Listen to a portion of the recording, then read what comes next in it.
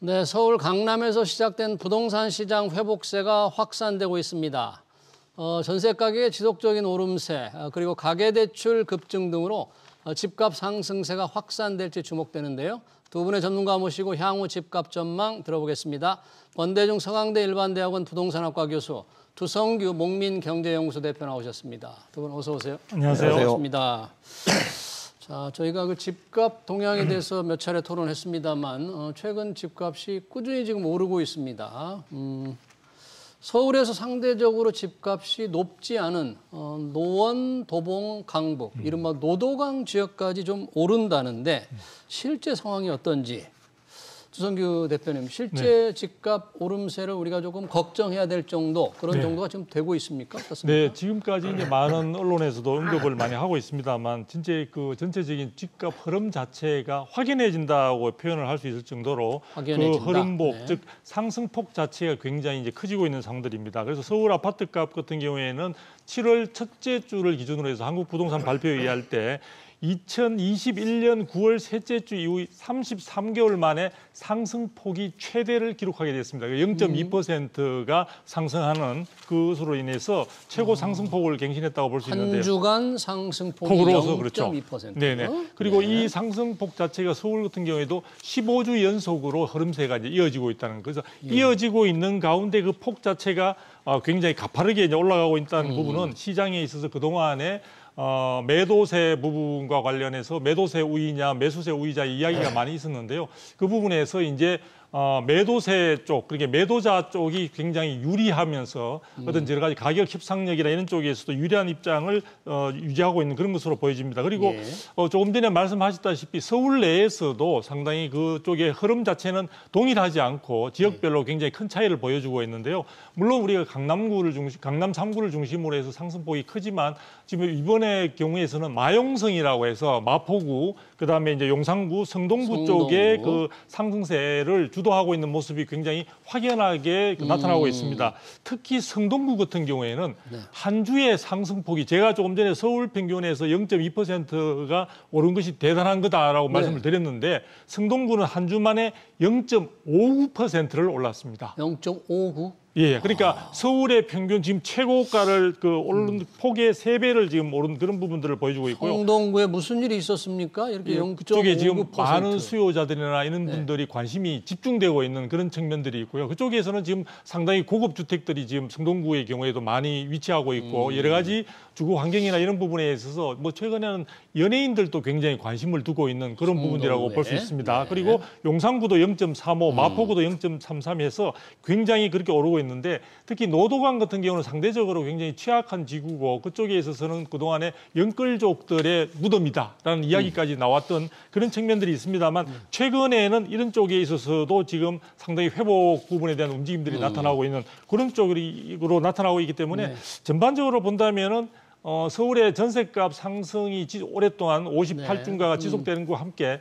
서울의 상승 분위기는 확연하게 그러니까 수도권 중에서도 확연한 그런 모습을 보여주고 있다고 말씀드릴 수 있습니다. 확연한 오름세, 서울 중심으로 지금 그 분석을 좀 해주셨는데 이유를 누가 지금 집값을 이렇게 올리는 걸까요? 이게 투기적인 수요? 지금 거래 수요는 반은 실수요자입니다. 지금 실수요자 중심이다. 네, 그 이유가 이제 그 고금리가 지속됐잖아요. 그렇죠. 금리가 내릴 가능성이 있다는 게 거의 이제 무주택자나 뭐 집을 갖고 있는 사람들 다 그렇게 생각하고 있을 겁니다, 아마. 미국도 아마 올 하반기에 한 2번 정도 내릴 가능성이 있거든요. 블룸버그 통신을 보면은 JP모건이나 또는 시티뱅크나 또는 일본의 노무라 연구소까지도 9월 내지 12월에 한 번 정도 또는 2번 정도 내리는 건 거의 확실히 하고 있거든요. 한 번이나 또는 2번까지. 그렇죠. 그럼 우리나라는 그 미국보다 먼저 내리진 못하지만 올해 한 번은 내리는 게 거의 확실시 되고 있기 때문에 금리가 내리면은 그 집을 사는 사람은 많은 돈을 주고 사기 때문에 일부는 은행에 융자를 가지고 삽니다. 레버리지 효과로 사는데 이게 은행이 또 이미 선반영돼서 하단이 2.8%까지 8%까지 금리가 내려갔어요. 지금 주택담보대출 최저금리가 최저수준이 2.8. 2.88까지 내려갔어요. 그리고 신한은행 같은 경우도 3.7 정도까지 내려가 있기 때문에 상당히 기준금리보다 더 낮잖아요. 이게 지금 2.88이면. 그렇죠. 그러다 보니까 집을 구입하기가 좀 쉬워졌어요. 여기다 정부가 이제 신생아 대출이나 여러 가지 대출도 많이 해주고 있는데 금리가 내려가게 되면 부동산 가격은 올라갈 수 있다고 하는 또 구매력이 늘어나서 수요가 늘어난다고 하는 그런 예측. 또 한 가지는 이제 기축 아파트가 주로 거래가 많이 되고 있는데요. 네. 이 기축 아파트가 이 신규 아파트의 분양 가격이 상승하면서 원자재 값이 상승하면서 새로 짓게 되면 건축비가 올라가잖아요. 그렇죠. 그럼 당연히 뒤따라 올라갈 수 있다는 예측. 이것 때문에 지금 구축 아파트가 또 거래가 많이 늘어나고 있고요. 신축 아파트들은 워낙 분양가가 높으니까 네. 구축 아파트 이미 기존의 아파트가 그 가격을 따라갈 거다, 네. 쫓아갈 거다. 새로 지면 비싸지니까. 예. 예, 그게 이제 그 두 번째고요. 세 번째는 지금 그 2021년도 8월 달부터 금리가 올라가면서 1억 물량부터 착공 물량이 거의 반의 반토막 났어요. 그러다 보니까 공급 물량이 부족해서 향후에 부동산 가격이 올라갈 게 확실하다. 뭐 이런 그 여러 가지 이유 때문에 구매력이 늘어났어요. 구매력이 결국에는 이제 매매 수요로 돌아서는 거 아닌가. 이게 뒤따라서 이제 그 전세 수요가 매매 수요로 돌아선 것도 있지만은 신규 수요도 있는 것 같아요. 네. 그래서 5월 20일 날 노원, 도봉, 강북구까지도 5월 20일자에 한국부동산원 자료를 보면은 가격이 그 마이너스에서 플러스로 전환됐습니다. 그래서 서울의 25개 구가 전부 상승세를 타고 있습니다.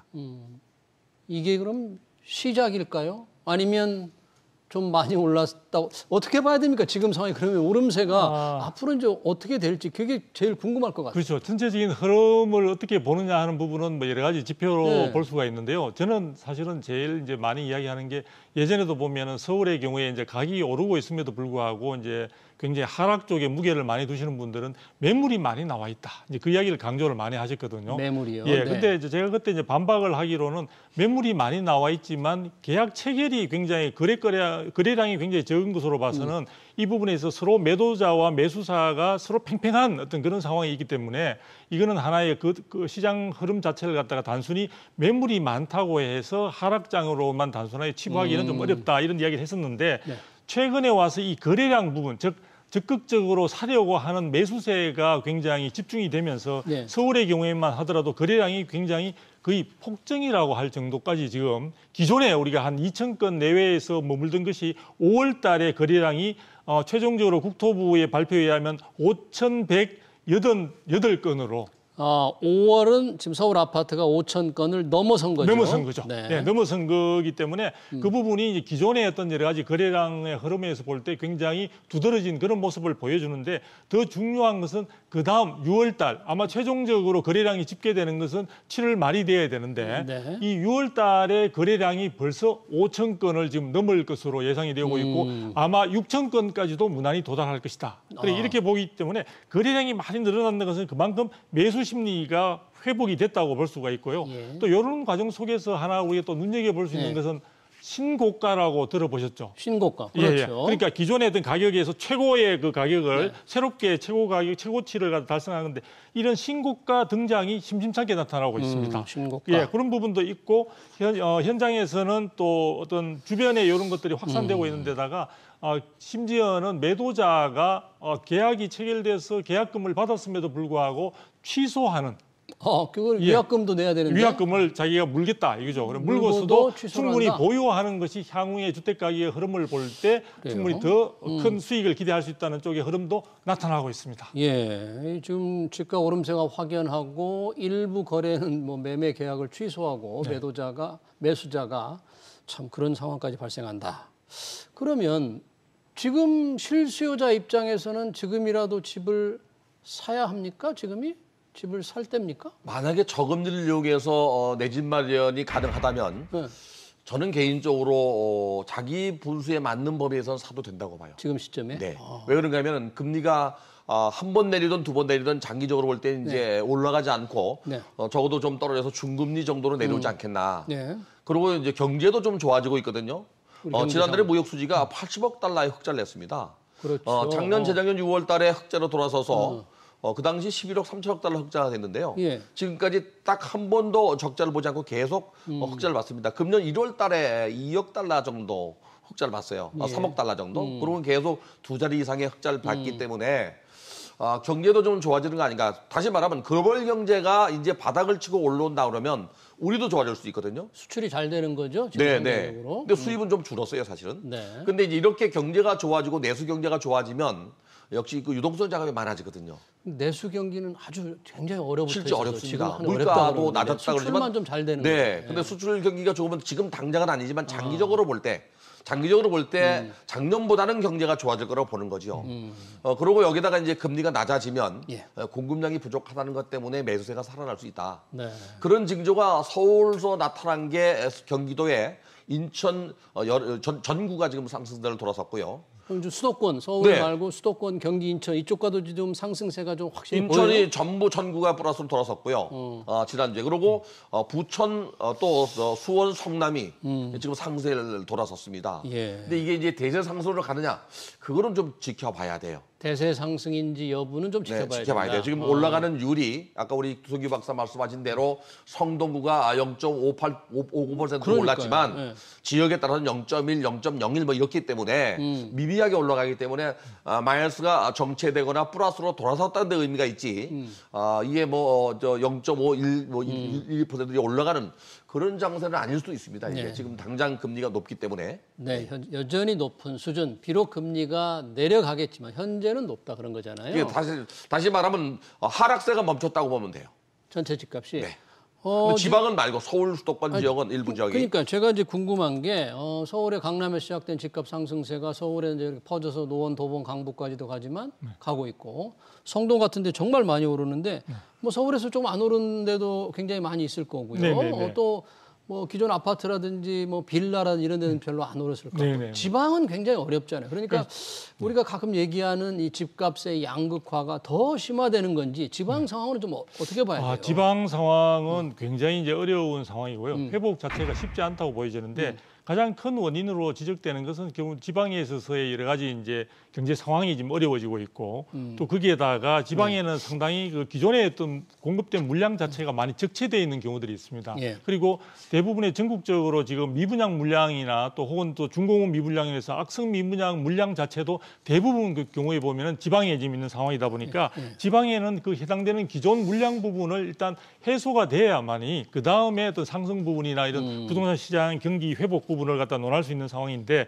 그래서 지금 이제 최근에는 대구 지역에서 일부 이제 청약 단지가 굉장히 흥행에 성공한 그런 부분이 이제 뉴스를 타기도 했습니다. 대구에서도요? 네네. 네. 근데 이제 그것은 그 해당되는 지역이 가지고 있는 여러 가지 장점이나 메리트가 부각이 될 수 있는 그런 부분들이 굉장히 그 수요자들의 심리를 갖다 끌어당길 만한 그런 매력이 있어서 그렇다고 볼 수 있기 때문에 그 자체가 대구 지역의 보편적인 부동산 시장의 흐름을 갖다가 대변해 주는 건 아닌 상황이다 보니까 전반적으로 지금 지방 같은 경우에는 단적으로 이야기해서 뚜렷한 상승 요인을 서울과 이 수도권처럼 뭔가 상승될 만한 그 모티브를 찾기가 쉽지가 않고요. 또 인구가 지금 유출되는 등의 그 인구 감소가 진행되고 있는 데다가 전반적으로 수요층 그러니까 매수세를 형성할 만한 수요층 자체가 굉장히 취약한 상황이기 때문에 굉장히 어려울 것이다. 특히 세종시 같은 경우는 더욱더 전국적으로 지금 굉장히 어려운 상황에 직면해 있는 모습을 우리가 확인할 수가 있습니다.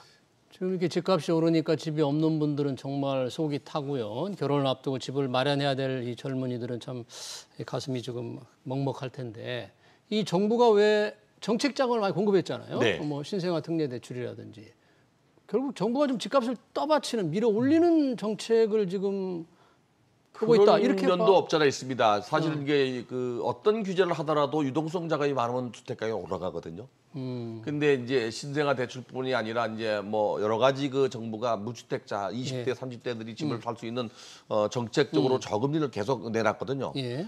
그게 이제 매수세를 처음에 이끌었지 않았나는 생각이 들어요. 그게. 근데 이게 뭐 꼭 서울에만 있는 건 아니고 우리 두석이 박사 말씀대로 지방도 그런데 지방은 수요가 감소하고 있어서 안 됩니다. 지방은 미분양 중에서도 악성 미분양인 13,000가구 정도가 5월 말 기준에 국토부 발표 수치인데요. 거의 다가 또 지방에 있습니다. 그리고 5월 말 기준으로 미분양 주택이 전국적으로 한 62,000가구 정도 되는데요. 예. 거의 그거에 뭐 한 55,000가구 이상이 지방에 있습니다. 지방에 있는 물건들은 수요가 없거나 공급량이 많아서 또 인구는 점점 감소하고 있어서 그래서 서울하고 또 확연하게 다르게 양극화가 벌어지는 거 아닌가. 이게 서울 시내에서도 서초, 강남, 송파 또는 뭐 용산, 성동 이 지역에 최고가가 자꾸 나타나듯이 서울시에서도 양극화가 있고 서울에서도 강북 같은 데는 또 이제 미개발지는 또 낮은 가격.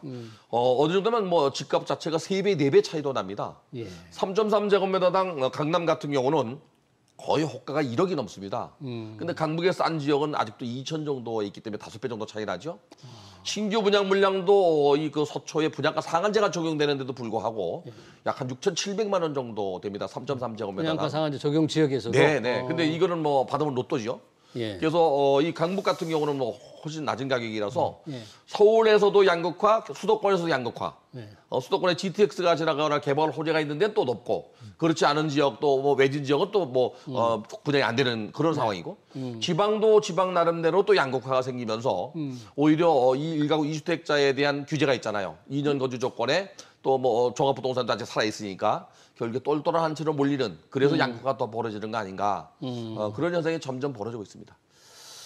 참, 이 전세값이 지금 계속 올라서 결국은 전세를 구하려는 분들이 이제 매매 수요로 이렇게 바뀐다. 그래서 우리 전세가율도 굉장히 올라가고 있다. 앞으로 더 이런 현상이 계속돼서 집값을 더 밀어 올릴 것이다. 지금 이런 전망이 있잖아요. 그렇죠. 임대차 2법이 이제 시행된 지 4년이 되니까. 그걸 좀 우려해야 될 만한 상황입니까? 그렇죠. 지금 우려할 만한 상황인데 사실은 임대차 2법이 이제 사실은 이제 서로 그 추가 계약갱신 청구권 행사까지 다 감안했을 때 이제 새로운 변화를 맞이하는 시점이 지금 이번 달 7월 달 말이라고 볼 수 있는데요.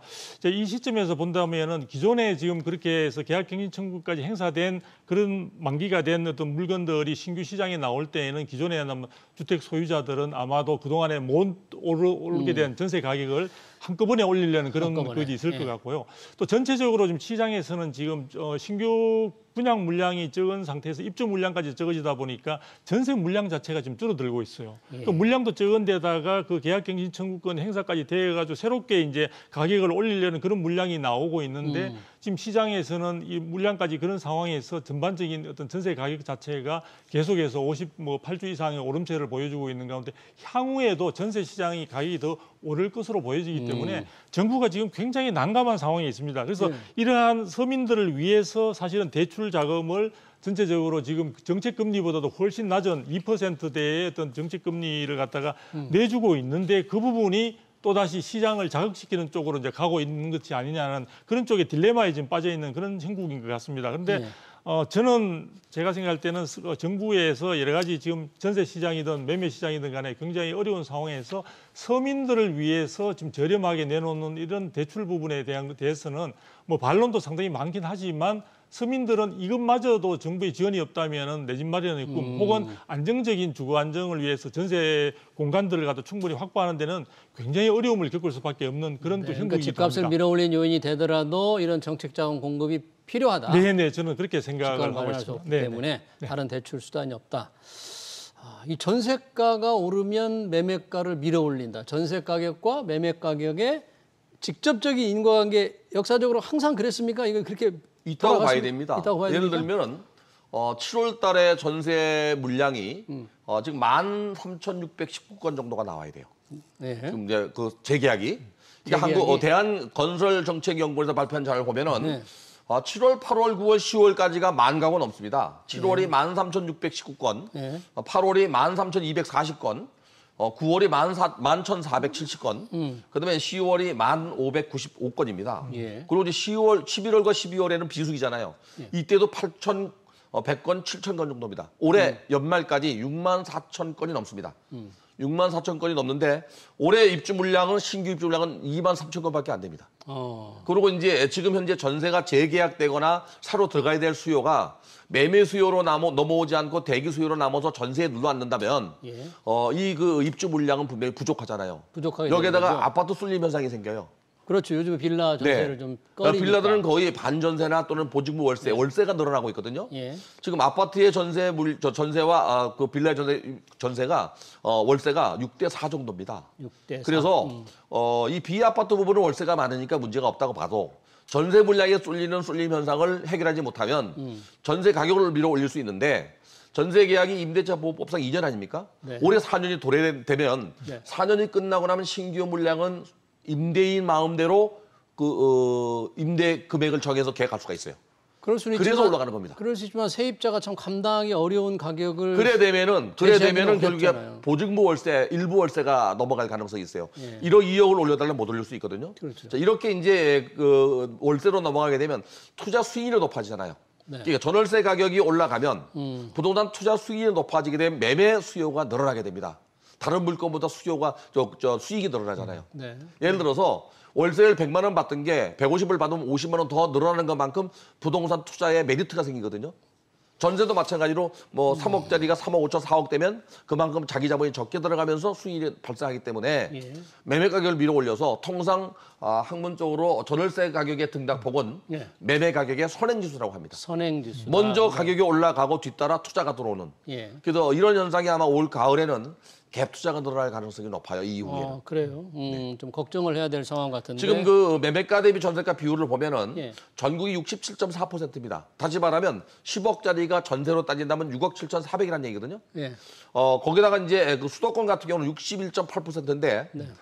지방은 높아요. 지방은 매매가 안 되다 보니까 매매 가격이 내려가다 보니까 지금 현재 72.6% 되고 전세가율이. 네, 서울이 54.6%인데 네. 아마도 이게 60%가 넘어가면은 갭 투자가 나올 수 있거든요. 60%로 올라가면. 네. 근데 이제 지난번에 고금리로 갭 투자들이 한번 당한 일이 있잖아요. 예. 지금 우리가 이게 중복 대출을 받은 사람들이 약 448만 명 정도 된다고 그러거든요. 작년 말 기준으로. 네.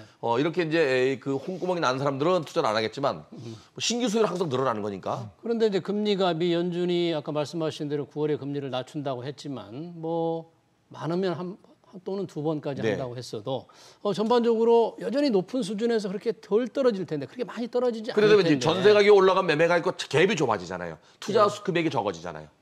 그게 이제 문제죠. 그래서 사실은 이제 이거를 그 정부가 해결하기 위해서 예.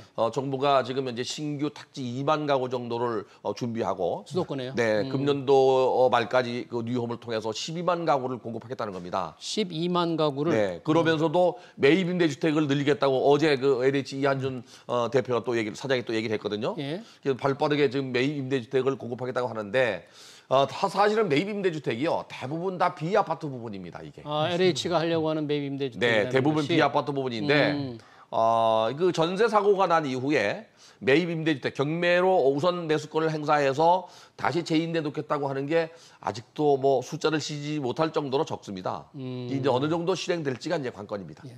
지금 정부가 수도권에 2만 가구를 지을 수 있는 땅을 확보하겠다. 그리고 12만 가구를 공급하겠다. 네. 이 공급 확대에 대한 계획이 나오고 이 공급 물량이 좀 늘어난 데에 대한 믿음이 있으면 집값을 조금 안정이 될 텐데 지금 시장에서는 어떻게 공급 확대가 제대로 될 거로 믿습니까? 어떻게 지금 받아들이고 있습니까? 네, 그 부분에 대해서 어떻게 보면 뭐 의구심을 표명하는 사람들이 많다 이렇게 볼 수가 있는데요. 정부가 지금 수치상으로 지금 앞에서도 말씀을 하셨지만 뭐 수만 가구를 갖다가 수도권에다가 이제 확보를 네. 하겠다고 이야기하는데 지금 기존에 있는 3기 신도시라든지 또 1기 신도시의 어떤 그 부분과 관련해서 지금 선도지구 지정과 관련된 움직임들이 많이 있는데 그런 부분들도 사실은 구체적으로 뭔가 보여지는 부분들은 상당히 지금 쉽지 않은 상황들이거든요. 뭐 1기 신도시는 계획도 발표를 하고 있고 예, 예. 3기 신도시가 뭔가 지금 추진이 계속 추진이 되고 있는 상황인데 제일 우리가 직면하고 있는 것은 우리가 냉정하게 본다면은 결국은 현재 지금 서울 도심에 있어서 재건축이나 재개발 경우에도 직면하고 있는 공사비 문제. 자, 급등하고 있는 공사비 문제를 어떻게 녹여낼 것인가 하는 부분에 있어 정부도 뚜렷한 해법을 가지고 있는 것 같지는 않습니다. 그러다 보니까 원자재 오르고 모든 인건비 오르고 그렇죠. 하기 때문에 그 부분이 전체적으로 서울의 분양가도 지금 밀어 올리고 있는 상황들이거든요. 그래서 서울의 분양가도 신규 분양가 같은 경우에는 평균적으로 평당 3.3제곱미터당 우리 4천만 원에 거의 접근하고 있는 상황들인데 예를 들어 지금 광진구나 이런 쪽에 있어서는 최근에 그 분양가 상한제가 적용되지 않다 보니까 분양한 모 단지의 경우에는 3.3제곱미터당 강북인데도 1억 원을 넘은 그런 사례가 지금 등장을 하고 있습니다. 강북에서요? 1억 원이 넘었어요? 네, 그렇습니다. 그래서 모든 공사비를 반영시키기 위해서는 그쪽의 현장에서는 그럴 수밖에 없는 상황인데 이 부분은 다시 말해서 공공공사가 이루어지고 있는 그런 현장에 있어서도 마찬가지 공사비의 부담 자체를 피해갈 수 없는 상황이다 보니까 정부가 단순히 물량 부분이 향후에 부족할 것을 대비해서 물량을 확대하겠다는 방향은 충분히 옳습니다. 옳은데